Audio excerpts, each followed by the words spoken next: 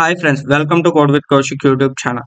HTML కోర్స్లో భాగంగా మన లాస్ట్ కాన్సెప్ట్లోకి వస్తే అదే div tag means division tag. So ఈ ట్యాగ్ యొక్క డెఫినేషన్ అండ్ యూసేజ్ చూస్తే division tag defines a division or section in a HTML document. దీని మీనింగ్ ఏంటంటే డివిజన్ ట్యాగ్ అనేది HTML డాక్యుమెంట్ లో ఒక సపరేట్ పోర్షన్ ని క్రియేట్ చేస్తుంది. ఈ పోర్షన్ లో మనం మళ్ళీ మనకు కావాల్సిన HTML కోడ్ ని రాసుకోవచ్చు. ఈ డివిజన్ ట్యాగ్ ని CSS అండ్ జావా స్క్రిప్ట్ ని యూజ్ చేసి డిఫరెంట్ వేస్ లో మ్యానిపులేట్ చేసి వెబ్సైట్ ని ఒక బ్యూటిఫుల్ వెబ్సైట్ గా మనం కన్వర్ట్ చేయొచ్చు. CSS ప్రాపర్టీస్ ని యూజ్ చేసి ఈ డివిజన్ ట్యాగ్ ని చాలా వరకు ఇన్ఫ్లుయెన్స్ చేయవచ్చు. అండ్ ఇలా CSS ట్యాగ్ ని యూజ్ చేసి దీన్ని ఇన్ఫ్లుయెన్స్ చేయాలంటే మనం మెయిన్ గా యూజ్ చేసే కాన్సెప్ట్ వచ్చి క్లాస్ అండ్ ఐడి కాన్సెప్ట్. ఈ క్లాస్ అండ్ ఐడి కాన్సెప్ట్ ని యూజ్ చేసి CSS లో మనం డివ్ ట్యాగ్ ని అండ్ మిగతా ఎలిమెంట్స్ ని మ్యానిపులేట్ చేయొచ్చు. అండ్ ఐడి కాన్సెప్ట్ ని యూజ్ చేసి ఆర్ క్లాస్ కాన్సెప్ట్ ని జావా స్క్రిప్ట్ లో యూజ్ చేసి మనం ఫంక్షనాలిటీ అంటే వెబ్సైట్ వర్క్ అవుతున్నప్పుడు వాటి ఫంక్షనాలిటీస్ కూడా మ్యానిపులేట్ చేయవచ్చు. అండ్ ఈ డివ్ ట్యాగ్ అనేది ఎంత మేజర్ గా ప్రోగ్రామింగ్ లో యూజ్ చేస్తారంటే మీరు ఏదైనా ఒక వెబ్సైట్ ని చూసి దాని ప్యాకెట్ అంటే మీన్స్ దాని కోడ్ ని అబ్జర్వ్ చేస్తే ఎంటైర్ కోడ్ డివ్ ట్యాగ్స్ లో ఉంటుంది. మీకు చూపించాలంటే క్రోమ్ ఓపెన్ చేస్తున్నా. ఓకే, ఇది మన వెబ్సైట్ రన్ అవుతుంది. ఓకే, గూగుల్ ఓపెన్ చేసా. ఇక్కడ ఒక వెబ్సైట్ ఓపెన్ చేద్దాం. మీన్స్ మన గిట్ హబ్ అకౌంట్ ని ఓపెన్ చేద్దాం. ఇప్పుడు నేను ఈ గిట్ హబ్ యొక్క ఫ్రంట్ ఎండ్ కోడ్ చూద్దాం. మనకి ఏ బ్రౌజర్ లో అయినా మన ఫ్రంట్ ఎండ్ ఆ వెబ్సైట్ యొక్క పర్టికులర్ ఫ్రంట్ ఎండ్ కోడ్ చూడాలనుకుంటే మనం ఇన్స్పెక్ట్ చేస్తే దాని కోడ్ కనిపిస్తుంది. సో దానికి మనం రైట్ క్లిక్ చేసి లాస్ట్ ఆప్షన్ లో ఇన్స్పెక్ట్ అని ఉంటుంది, దాన్ని క్లిక్ చేస్తే మీకు ఇక్కడ దాని ఫ్రంట్ ఎండ్ కోడ్ వర్క్ కనిపిస్తుంది. ఇక్కడ చూడండి, ఎంటైర్ కోడింగ్ లో డివ్ డివ్ డివ్ డివ్ అన్ని డివ్ ట్యాగ్స్ తప్ప ఇంకేం లేదు. మిగతా అన్ని చాలా మైనర్ గా ఉంది.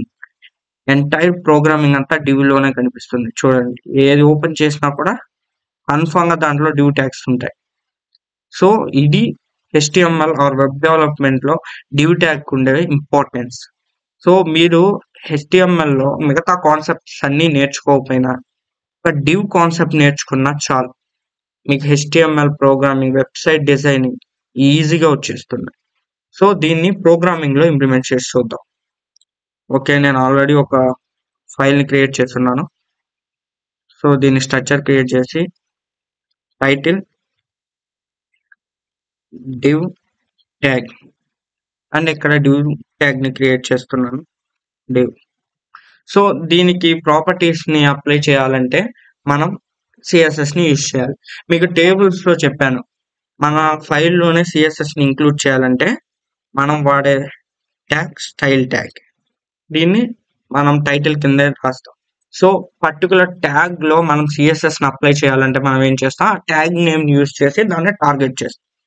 సో ఈ ఎలిమెంట్స్ కానీ ట్యాగ్స్ టార్గెటింగ్ కానీ ఎలిమెంట్స్ టార్గెటింగ్ కానీ CSS లో ఎలా చేస్తారు, క్లాస్ అండ్ ఐడిని యూజ్ చేసి ఎలా ప్రాపర్టీస్ మ్యానిపులేట్ చేస్తారు అనేది నెక్స్ట్ వీడియోలో చూద్దాం. అండ్ బేసిక్ ప్రాజెక్ట్ డెవలప్ చేయడానికి ఏం CSS కావాలో మీరు ఎనీ ప్రాజెక్ట్, నేను చెప్పబోయే ప్రాజెక్ట్ అయినా కదా ఎనీ ప్రాజెక్ట్ HTML యూజ్ చేసి డెవలప్ చేయాలనుకుంటే ఏ CSS కావాలో వాటిని నెక్స్ట్ వీడియోలో చెప్తాను, అక్కడ చెప్తాను. సో ఫస్ట్ దీన్ని టార్గెట్ చేయాలంటే టార్గెట్ ట్యాగ్ నేమ్ యూజ్ చేసాం అండ్ పారాంథసిస్ ఓపెన్ చేసి ఇప్పుడు CSS ప్రాపర్టీస్ రాస్తాం. ముందు దీని విత్ డిఫైన్ చేద్దాం. 100 పిక్సెల్, హైట్ 200 పిక్సెల్స్ ఇస్తున్నాను. అండ్ బ్యాక్గ్రౌండ్ కలర్ ని చేంజ్ చేస్తున్నాను, ఎందుకంటే డివ్ ట్యాగ్ కి డిఫాల్ట్ కలర్ వైట్ ఉంటుంది. సో మన వెబ్ పేజ్ కూడా వైట్ ఉంటుంది. సో మనం ఎగ్జిక్యూట్ చేసినా కనిపించదు. అలాంటి చూడండి, ఇప్పుడు నేను బ్యాక్గ్రౌండ్ కలర్ డిఫైన్ చేయకుండా సేవ్ చేస్తున్నా అండ్ ఓపెన్ చేద్దాం. సో నేను ఇక్కడ గిట్ హబ్ క్లోజ్ చేస్తున్నా. కలర్ ఏం చేంజ్ అయినట్టు కనిపించదు. సో ఇప్పుడు బ్యాక్గ్రౌండ్ కలర్ ని యాడ్ చేస్తున్నా. మీకు VS కూడా ఆటోమేటిక్ సజెషన్స్ ఇస్తుంది, రెడ్ చేస్తాడు. ఇప్పుడు ఓపెన్ చేద్దాం.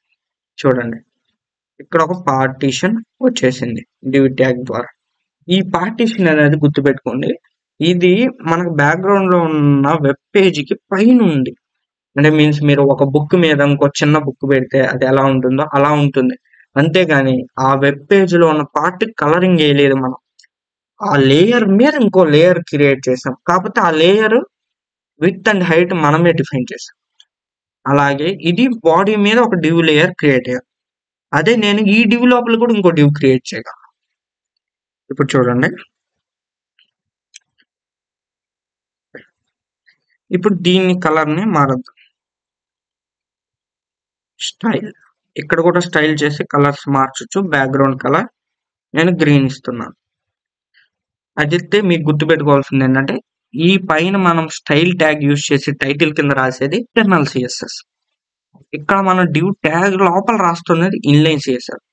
ఇప్పుడు గుర్తుపెట్టుకోండి, ఇన్లైన్ సిఎస్ఎస్ కి ప్రయారిటీ ఎక్కువ ఇంటర్నల్ కంటే. అదొక్కటి గుర్తుపెట్టుకోండి. ఎందుకంటే ఇక్కడ బ్యాక్గ్రౌండ్ కలర్ రెడ్, కానీ ఇక్కడ నేను గ్రీన్ ఇచ్చాను, సో దాన్ని ఓవర్ రేట్ చేసి ఇస్తుంది.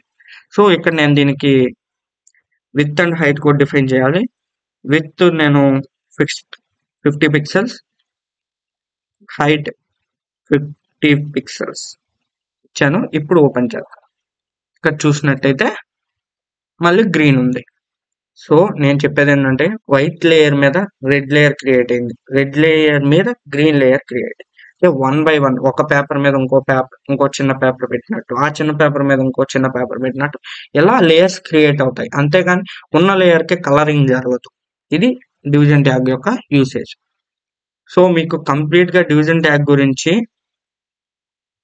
ఇక్కడ చెప్పడం కష్టం, ఎందుకంటే దీంట్లో ప్రతి యూసేజ్ గురించి చెప్పుకుంటూ పోవాలంటే నేను సిఎస్ఎస్ కూడా ఇంక్లూడ్ చేయాలి. సో సిఎస్ఎస్ చెప్పేటప్పుడు మనకి డివ్ ట్యాగ్ గురించి కంప్లీట్ అండర్స్టాండింగ్ వచ్చేస్తుంది. కాకపోతే బేసిక్గా ఈ డివ్ ట్యాగ్ ని ఎలా క్రియేట్ చేయాలి, ఎలా యూజ్ చేయాలి అనే అండర్స్టాండింగ్ మీకు లాస్ట్ లో HTML ప్రాజెక్ట్ చేస్తున్నప్పుడు అర్థం అయిపోతుంది. ఎందుకంటే నేను కంప్లీట్ అన్నిటిని ఈ డివ్ ట్యాగ్ యూజ్ చేసి చేస్తాను, కాబట్టి అప్పుడు నేను ఎక్స్ప్లెనేషన్ తో సహా చెప్తాను. ఓకే, ఇంకా మీకు నెక్స్ట్ వీడియోలో ఇందాకే చెప్పాను, చాలాసార్లు చెప్పాను, మీకు ఏ ప్రాజెక్ట్ అయినా చేయడానికి ఎంత సిఎస్ఎస్ కావాలో ఆ సిఎస్ఎస్ ని నేను నెక్స్ట్ వీడియోలో మీకు ప్రొవైడ్ చేస్తాను. సో ఈ వీడియోలో ఇంతే ఫ్రెండ్. మీకు ఈ వీడియోలో అనిపిస్తుంది డివ్ ట్యాగ్ చాలా ఇంపార్టెంట్ కాన్సెప్ట్, కానీ మీరు కొంచెం తక్కువగా చెప్పారని. కానీ మీకు మనం ఫర్దర్ గా వీడియోస్ లో మొత్తం దీని గురించే ఉంటుంది, కాబట్టి నేను దీన్ని ఎక్కువగా చేసి చెప్పేశాను. జస్ట్ బేసిక్ గా దీని డెఫినేషన్, దీని యూసేజ్, దీన్ని ఎలా వాడతారు, దీని ఇంపార్టెన్స్ ఏంటో జస్ట్ బేసిక్ గా చెప్పి వదిలేసాను. ఈ వీడియోతో మనం బేసికల్ గా చెప్పాలంటే ఎంటైర్ HTML కోర్స్ ని కంప్లీట్ చేసేసాం.